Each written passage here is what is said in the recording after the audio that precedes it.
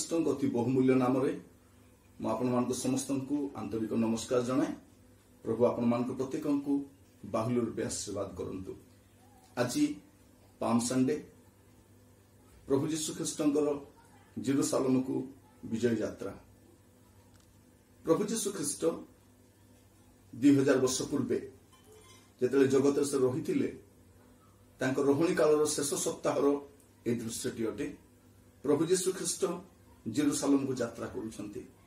या पूर्व से अनेक थर जेरूसालेम को यात्रा करिसंती, किंतु एही यात्रा अनन्य थिला, भिन्न थिला। लोक मान आश्चर्यचकित हो जाउछंती, कहउछंती ए किए? कारण प्रभु जीशु ख्रीष्ट राजा भाव में प्रवेश करुछंती, भिन्न रूप में प्रवेश करुछंती। आ एई कथा बहुत पूर्वे जीशु ख्रीष्टंकर जन्मर 520 वर्ष पूर्वे जिखरिय भविष्यत वक्ता तांको पुस्तक लिपिबद्ध करिसंती। जिखरिय 9 पर्व तार 9 पद जदि पढ़िबा आमे जानि परिबा स्पष्ट भाव लिखा जाए, गो सियोन कन्ने अतिशय उल्लास करो, गो जेरूसालेम कन्ने जय ध्वनि करो। देखो तुम्हारो राजा तुम्ह निकट को आसुअछंती। से धर्ममय और परित्राण विशिष्ट, से नम्रशील और गर्धव उपरे अर्थात गर्धवीर शावक उपरे आरोहण करी आसुअछंती। एठा लिखा जाए प्रभु जीशु ख्रीष्ट राजा अटंती और से अनन्य राजा अटंती। साधारणतः राजा माने अश्व उपर आसंती, रथरे आरोहण करी आसंती, किंतु एई राजा से गर्धव उपर आरोहण करी आसुछंती। आ गथ शांतिर प्रतीक अटे। तेणु शांतिर राजा जे जीशु अटंती से एही चिन्ह को व्यवहार करुछंती, कारण से धर्ममय अटंती, परित्राण विशिष्ट अटंती और से नम्रशील अटंती। प्रभु जीशु ख्रीष्ट आपणार धर्म स्वरूप को प्रकाश करने चाहती। से जे परित्राण विशिष्ट अटंती और से जे नम्रशील अटंती, यही कथा मध्य से प्रकाश करती। और प्रभु जीशु ख्रीष्टंकर एही यात्रा संपर्क में आम जदि देखा सुसमाचार में मध्य कथा लिखा जाए। प्रभु जीशु ख्रीष्ट जेरूसालेम को आसीबा এই ঘটনা দর্শায় যে জিখরিয় ভবিষ্যৎ বক্তা যীশুଙ୍କ সম্পর্কରେ ଯାହା କହିଥିଲେ ତାହାକୁ ସେ ସଫଳ କରିବାକୁ ଆସିଥିଲେ। ମୁଁ ଆପଣଙ୍କୁ କହୁଥିଲି ପ୍ରଭୁ ଯୀଶୁ ଖ୍ରୀଷ୍ଟ ଗର୍ଦ୍ଧବ ଉପରେ ବସିକି ଆସୁଛନ୍ତି, ଅଶ୍ବ ଉପରେ ବସିକି ଆସୁନାହାନ୍ତି। ଯେଉଁ ରାଜାମାନେ ଅଶ୍ବ ଉପରେ ବସିକି ଆସନ୍ତି ତାହା ସେମାନଙ୍କର ଏରୋଗେଣ୍ଟକୁ ବୁଝାଏ, ତାଙ୍କର ଟେରର ସ୍ୱଭାବକୁ ବୁଝାଏ। କିନ୍ତୁ ଏଠାରେ ଆମେ ଦେଖୁଛୁ ପ୍ରଭୁ ଯୀଶୁ ଖ୍ରୀଷ୍ଟଙ୍କର ନମ୍ରତା ଆଉ ତାଙ୍କର ଉତ୍ତମ ସ୍ୱଭାବକୁ ଦେଖୁଛୁ, ଯେପରି ଭାବବାଣୀ ସଫଳ ହୁଏ। जदि आम सुसमाचार देखा मार्क लिखित सुसमाचार तार 11 पर्व तार 1 पदरु जदि 10 पद आम पढ़ीजा ये घटना स्पष्ट भाव में वर्णित अच्छी।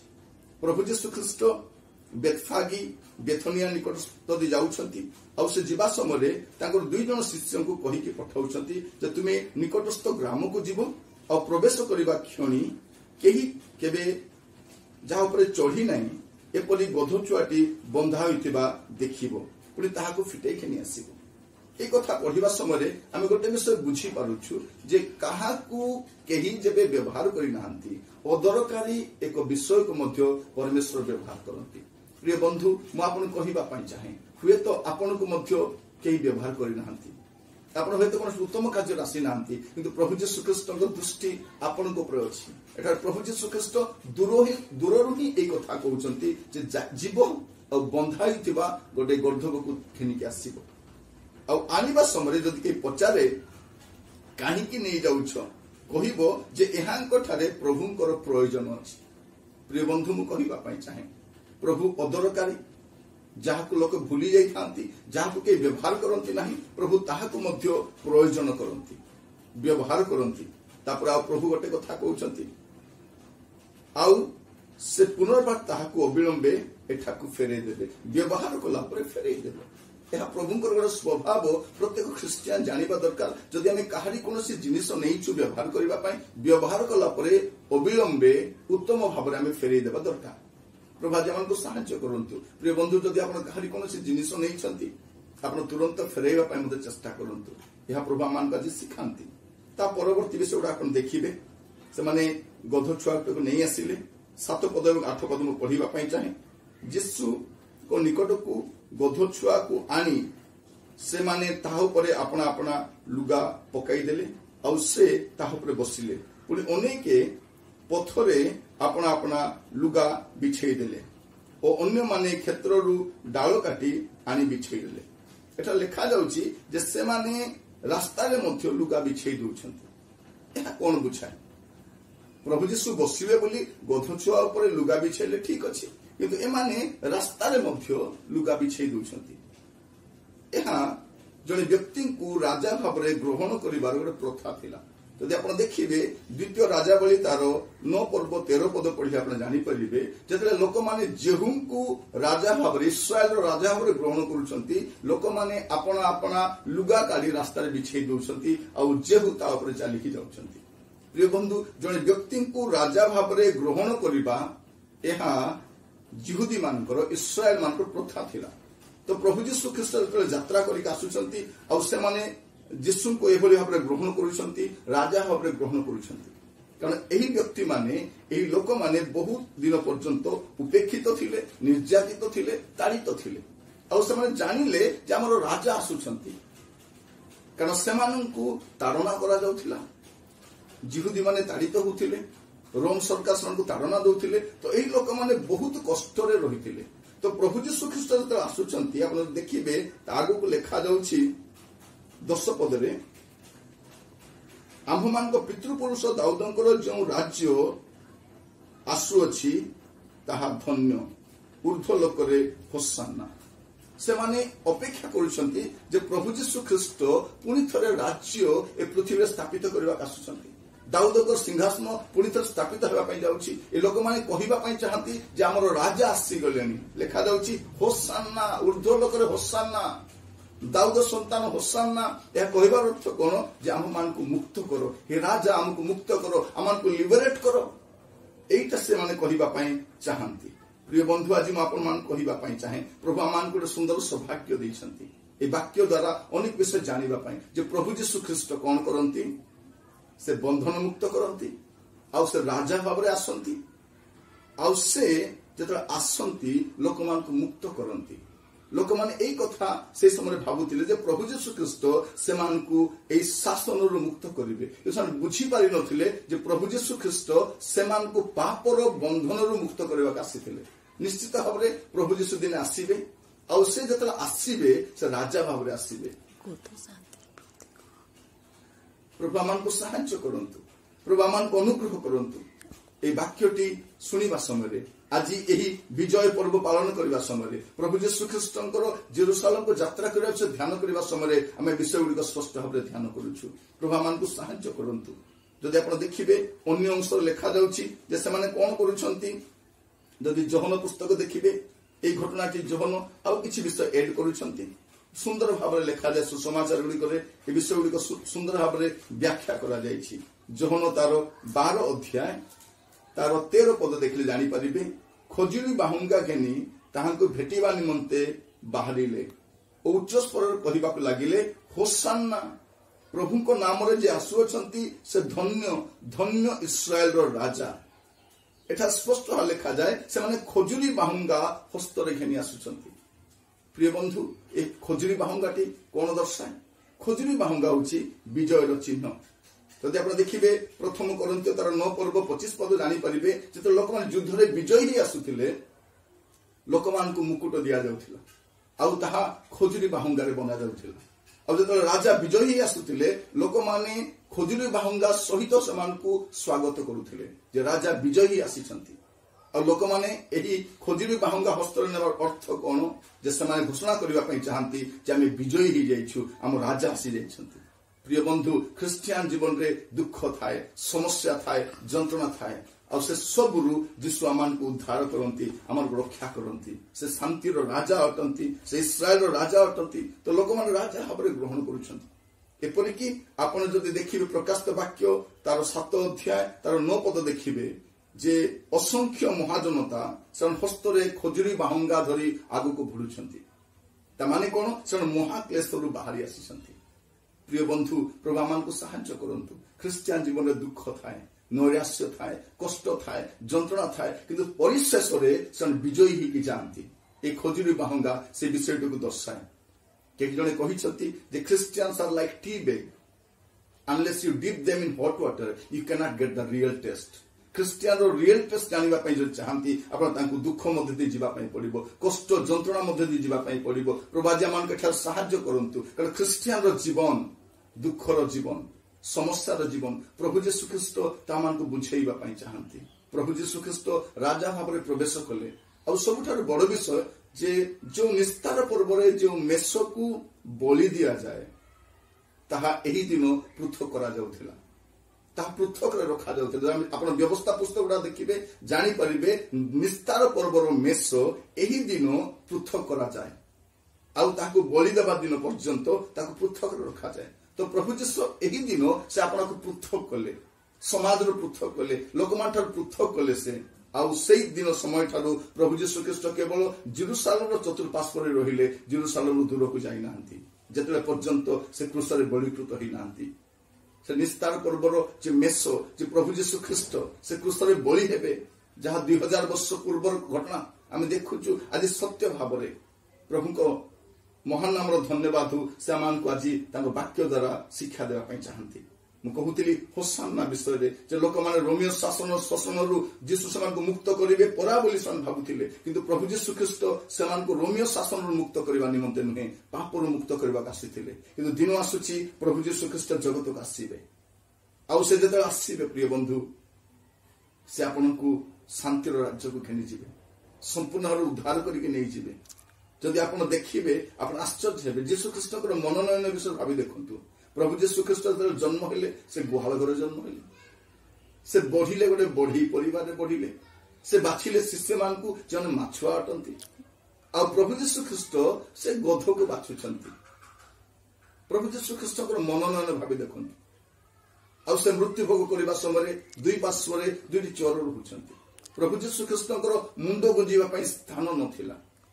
ପ୍ରଭୁ ଆମମାନଙ୍କୁ ପ୍ରତ୍ୟେକଙ୍କୁ ସାହାଯ୍ୟ କରନ୍ତୁ ପ୍ରିୟ ବନ୍ଧୁ। ଆଜିର ବାକ୍ୟ ପ୍ରମାଣେ ପ୍ରଭୁ ଆମ ସମସ୍ତଙ୍କୁ ସାହାଯ୍ୟ କରନ୍ତୁ। ଏ ବିଜୟ ପର୍ବରେ ଆମେ ସମସ୍ତେ ଯୀଶୁଖ୍ରୀଷ୍ଟଙ୍କର ଏହି ବାକ୍ୟ ଗୁଡ଼ିକୁ ଆମେ ପୁଣି ଥରେ ଆମ ମନକୁ ନେଇ ଆସୁଛୁ ଯେ ପ୍ରଭୁ କି ପ୍ରକାର ଜେରୁସାଲେମକୁ ବିଜୟ ଯାତ୍ରା କରିଥିଲେ। ପ୍ରଭୁ ଆପଣମାନଙ୍କୁ ପ୍ରତ୍ୟେକଙ୍କୁ ବାହୁଲ୍ୟ ରୂପେ ଆଶୀର୍ବାଦ କରନ୍ତୁ। ପ୍ରିୟ ବନ୍ଧୁ, ପ୍ରଭୁ ଯୀଶୁ ସେ ଶାନ୍ତିର ରାଜା ଅଟନ୍ତି। ଯଦି ଆପଣଙ୍କୁ ଶାନ୍ତି ଦରକାର, ଆପଣଙ୍କୁ ଯୀଶୁ ଦରକାର। ମୁଁ ଆପଣଙ୍କୁ କହୁଥିଲି ଯେ ଶାନ୍ତିର ରାଜା ପ୍ରଭୁ ଯୀଶୁଖ୍ରୀଷ୍ଟ ସେ ଶାନ୍ତିର ପ୍ରତୀକ ଯେ ଗଧ ତାହାକୁ ସେ ମନୋନୟନ କଲେ। ଆଉ ସେ ଆସିବାର ଉଦ୍ଦେଶ୍ୟ କଣ? ସେ କୌଣସି ଜାତିର, କୌଣସି ଧର୍ମର, କୌଣସି ଗୋଷ୍ଠୀର ପ୍ରଭୁ ନୁହନ୍ତି। ସେ ସମୁଦାୟ ମାନବ ଜାତିର ଏକମାତ୍ର ଉଦ୍ଧାରକର୍ତ୍ତା ଅଟନ୍ତି। ଆଉ ସେ ଜଗତରେ ଆସିଥିଲେ, ଆଉ ତାଙ୍କ ସମ୍ପର୍କ ଲେଖା ଯାଇଥିଲା, ଆଉ ଜିହୁଦୀ ମାନଙ୍କୁ ଗୋଟେ ଚିହ୍ନ ବି ଦିଆଯାଇଥିଲା ଯେ ଦେଖ ତୁମ ରାଜା ତୁମ ନିକଟକୁ ଆସିବେ, ସେ ଗର୍ଦ୍ଧବ ଉପରେ ଆରୋହଣ କରି ଆସିବେ। କାରଣ ସେ ଶାନ୍ତିର ରାଜା ଅଟନ୍ତି, ସେ ମୃଦୁଶୀଳ ଅଟନ୍ତି। ପ୍ରିୟ ବନ୍ଧୁ, ଆଜି ସମୁଦାୟ ବିଶ୍ୱରେ ଯୁଦ୍ଧର ଭୟ, ଆତଙ୍କ, ସମସ୍ୟା, ଅଶାନ୍ତି, କିନ୍ତୁ ତାହାରି ମଧ୍ୟରେ ଆଜି ଆମେ ଏ ପ୍ରକାର ଏକ ରାଜାଙ୍କ ବିଷୟରେ ଧ୍ୟାନ କରୁଛୁ ଯେ ଶାନ୍ତିର ରାଜା ଅଟନ୍ତି, ଶାନ୍ତିର ରାଜା ଅଟନ୍ତି। ଆଉ ସେ ଶାନ୍ତିର ରାଜା, ସେ ଶାନ୍ତିର ପ୍ରତୀକ ଯେ ଗଧ, ତାହାକୁ ସେ ମନୋନୟନ କଲେ, ଯାହାକୁ କେହି କେବେ ବ୍ୟବହାର କରିନାହାନ୍ତି ଏ ପ୍ରକାର ଗଧକୁ ସେ ବ୍ୟବହାର କଲେ। ଆଉ ମୁଁ ଆପଣଙ୍କୁ କହୁଥିଲି ଲୋକମାନେ ଲୁଗା ବିଛେଇ ଦେଲେ। ଲୁଗା ବିଛେଇବାର ଅର୍ଥ କଣ? ଯେ ସେମାନେ ଯୀଶୁଙ୍କୁ ରାଜା ଭାବରେ ଗ୍ରହଣ କରୁଛନ୍ତି। କିନ୍ତୁ ଯେଉଁମାନେ ଏହି ରବିବାର ଦିନ ହୋସାନ୍ନା କହୁଥିଲେ ସେମାନେ ଦେଖିଲେ ଯେ ଏହି ରାଜା ସେମାନଙ୍କର କାମରେ ଆସୁନାହାନ୍ତି, କାରଣ ଏ ପ୍ରହାରିତ ହେଉଛନ୍ତି। ଲୋକମାନେ ତାଙ୍କର ଦାଢ଼ି ଉପାଡୁଛନ୍ତି, ତାଙ୍କୁ ବିଧା ମାରୁଛନ୍ତି, ତାଙ୍କୁ ପ୍ରହାର କରୁଛନ୍ତି, ତାଙ୍କର ବସ୍ତ୍ର ନିଗାଡ଼ି ନେଉଛନ୍ତି, ରାଜରାସ୍ତାରେ ତାଙ୍କୁ ଘୋଷାଡ଼ିକି ନେଉଛନ୍ତି। ତ ଏହି ସମୟରେ ଲୋକ ଦେଖିଲେ ଯେ ଏହି ପ୍ରକାର ରାଜା ଆମର ଆବଶ୍ୟକ ନଥିଲା। ତେଣୁ ସେମାନେ ମୁକ୍ତ କଣ୍ଠରେ ପୁଣି ଘୋଷଣା କଲେ ଏହାକୁ କ୍ରୁଶରେ ଚଢ଼ାଅ। ମୋର ପ୍ରିୟମାନେ, ଯେଉଁମାନେ ରବିବାର ଦିନ କହୁଥିଲେ ଯେ ହୋସାନ୍ନା ବୋଲି କହୁଥିଲେ, ଆମର ରାଜା ଆସିଗଲେ ବୋଲି କହୁଥିଲେ, ଆମକୁ ମୁକ୍ତ କର ବୋଲି କହୁଥିଲେ, କିନ୍ତୁ ଦୁଃଖ ଆସିବା ସମୟ ଦେଖିଲେ, ଜାଣିଲେ ଯେ ଏ ପ୍ରକାର ଆମକୁ ରାଜା ଆମକୁ ଦରକାର ନାହିଁ, ଆମକୁ ବରବ୍ବା ଦରକାର। ପ୍ରିୟ ବନ୍ଧୁ, ମୁଁ ଆପଣଙ୍କୁ କହିବା ପାଇଁ ଚାହେଁ ସେମାନେ ତାଙ୍କୁ ଉପେକ୍ଷା କଲେ, ତାଙ୍କୁ ତିରସ୍କାର କଲେ, ତାଙ୍କୁ ଅବମାନନା କଲେ। ସେମାନେ କହିଲେ ଏହି ରାଜା ଆମର ପ୍ରୟୋଜନ ନାହିଁ, ଆମକୁ ବରବ୍ବାକୁ ଦିଅ ବୋଲି କହିଲେ। ମୋର ପ୍ରିୟ ବନ୍ଧୁ, ମୁଁ କହିବା ପାଇଁ ଚାହେଁ ଆପଣଙ୍କୁ କେଉଁ ରାଜା ଦରକାର? ଆଜି ଆପଣ ସେ ଯୀଶୁଙ୍କୁ ତିରସ୍କାର କରୁଛନ୍ତି କି, ଉପେକ୍ଷା କରୁଛନ୍ତି କି? କିନ୍ତୁ ବାସ୍ତବରେ ସେ ହିଁ ଶାନ୍ତିର ରାଜା ଅଟନ୍ତି।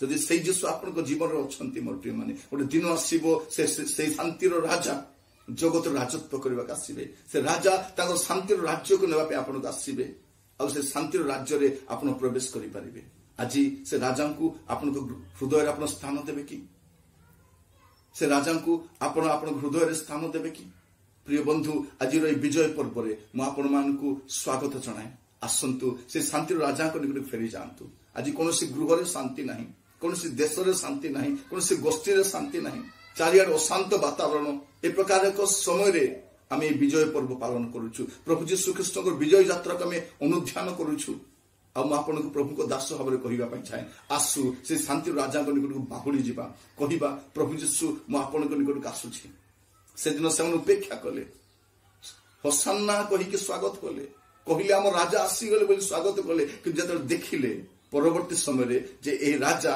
आमर हिसाब रे नाहंती आमे जे प्रकार राजा अपेक्षा करूथिलु ए राजा से प्रकार नुहंती और लोक माने तांको उपेक्षा कले प्रिय बंधु आज हुए तो आपण अनेक समय जीशु को उपेक्षा करिसंती तिरस्कार करिसंती ग्रहण करि नाहंती किंतु शास्त्र अनुसार मु कहिबा पई चाहे जीशु होचंती शांतिर राजा से राजा जदि आपन जीवन रे आसीबे आपन परिवार रे आसीबे आपन व्यवसाय रे आसीबे शांति आसी जीवो एवं एही जीवन यात्रा शेष रे जतले जगत संपूर्ण भाव में विनष्ट हो जीवो से समय आपन से शांतिर राज्य रे प्रवेश करि परिबे से शांतिर राजांकर शांतिर राज्य रे आपण सदाकाल रही पारिबे प्रभु आपण मान प्रत्येक को बाहुल रूपे आशीर्वाद करंतु आसंतु से शांति राजा निकट में प्रार्थना करबा मु आपण मान को निमंत्रण करबा पई चाहे मु आपण को वेलकम करबा पई चाहे आसंतु से शांति राजा निकट रे से आपण को वास्तव रे शांति देबे आपण को प्रचुर मंगल हो चक्षु बंद करबा आसंतु माने प्रार्थना करबा पई जिबा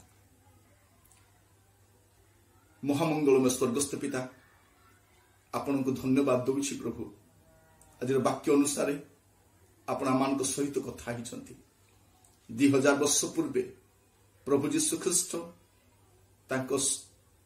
जगत रोहिणी काल शेष सप्ताह जे जेरूसालेम रे यात्रा करथिले ता ध्यान करबा पे देले प्रभु जहाकू केही केबे व्यवहार करि नाहंती ताको आपण व्यवहार करबा पे चाहंती प्रभु ये आज अनेक प्रभु अदरकारी भाव में अछंती दया कर सन को व्यवहार करंतु आश्चर्य भाव में व्यवहार करंतु आपण को पाई व्यवहार करंतु आपण को उद्देश्य व्यवहार करंतु कारण प्रभु आपण जो गध ऊपर बसी जाती से गधर मूल्य बढ़ी जाए से गध सम्मानित हुए से गध प्रशंसित हुए लोक लोचन को आसी था प्रभु परमेश्वर आपण जेतेले पर्यंत आम जीवन रे अछंती आम हृदय रे अछंती प्रभु आपण आमान को व्यवहार करिवे अनुग्रहकारी पिता परमेश्वर आपण को दास भाव में प्रार्थना करूछि दया करंतु प्रभु आपण आमान को मुक्त करंतु पापर बंधन रु शैतान फांदरु अनेक निशासक्त लोक मान अछंती अनेक पापर बंधन रे भाराक्रांत होइछंती प्रभु आज समान को यीशु को नाम रे मुक्त करंतु आशीर्वाद करंतु पिता प्रभु ए जगतर परिस्थिति भलो नाही प्रभु चतुर्पार्श्व रे गोटे भयर वातावरण युद्धर आतंक प्रभु गोटे बर्बरतार परिस्थिति चतुर्पार्श्व में देखुछु ए समय प्रार्थना करूछु से शांति राजा को प्रभु आम जीवन रे स्वागत करूछु हे प्रभु आपण दया करंतु आमान को जीवन रे आमान को पारिवारिक जीवन रे आमान को समाज रे प्रभु से शांति राजा दरकार हे प्रभु यीशु आसंतु प्रभु आम जीवन रे शांति दियंतु आम समाज रे शांति दियंतु प्रभु परमेश्वर ए जगत समाप्त हैला परे प्रभु जे पर हम सदाकाल से शांति राज्य रही पारिबु ए प्रकार अनुग्रह करंतु आज वाक्य द्वारा आपण आमान को सहित कथा हितबारु आपण को धन्यवाद दिए प्रभु प्रार्थना सुनिथिबारु आदर महिमा गौरव आपन को दउछि प्रभु कारण आपण पाइबा पे योग्य अटंती ए प्रार्थनाटी मोर प्राणर प्रिय यीशु को नाम रे मागिली।